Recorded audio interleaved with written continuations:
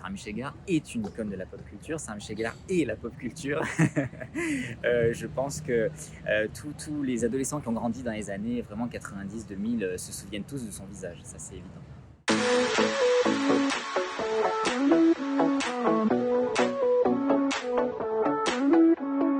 Je suis Stéphane Sanchez, j'ai 35 ans. Lettres à Sarah, ce sera mon 8e livre. Donc je suis auteur depuis 2013 et je suis également libraire et photographe à Aix-en-Provence.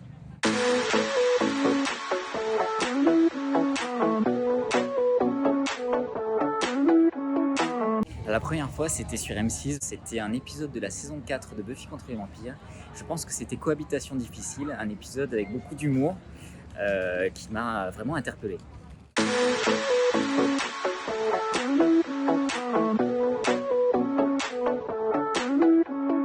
Le premier film, je me demande si c'était pas Souviens-toi l'été dernier, avec son futur mari, Freddie Prinze, un film d'horreur culte des années 90. Je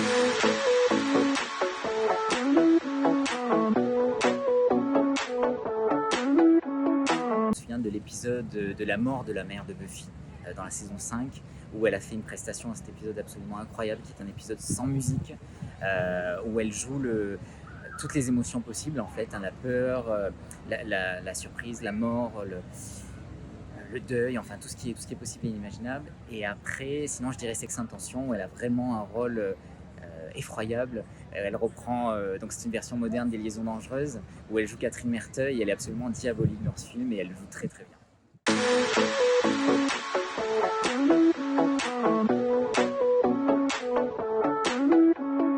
La réponse la plus facile, ce serait Sex Intention. Mais pour changer, je vais peut-être dire Southland Tales, qui est un film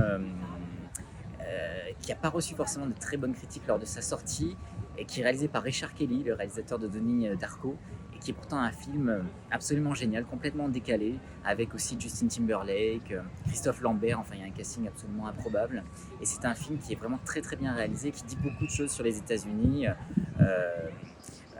Ça se passe en 2006, et c'est un film post-apocalyptique très intéressant, très pertinent, voilà, sur l'Amérique contemporaine.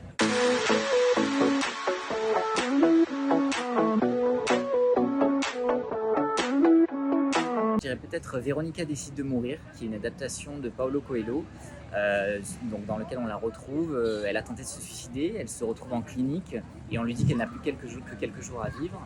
Et là, elle va redécouvrir justement, elle va retrouver ce goût à la vie en fait. Hein. Et c'est un très beau film, très émouvant, très touchant, un drame poignant, je dirais.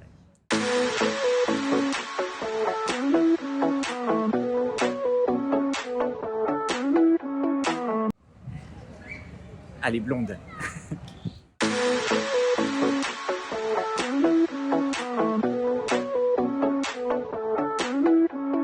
L'idée m'est venue après avoir écrit des lettres en fait, à Minou Drouet, une poétesse. J'ai trouvé que la forme, la correspondance m'allait bien. C'était une forme qui me correspondait vraiment, vraiment bien. Et parce que ça allie quelque chose de très personnel, à la fois il y a cette forme quand même assez littéraire.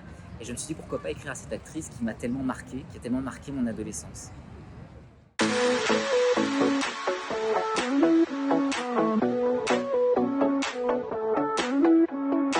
Lettres à Sarah, on peut le retrouver dans toutes les bonnes librairies, mais aussi sur Internet.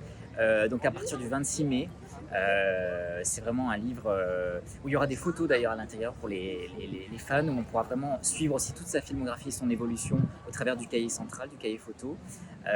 Mais voilà, il sera vraiment disponible partout.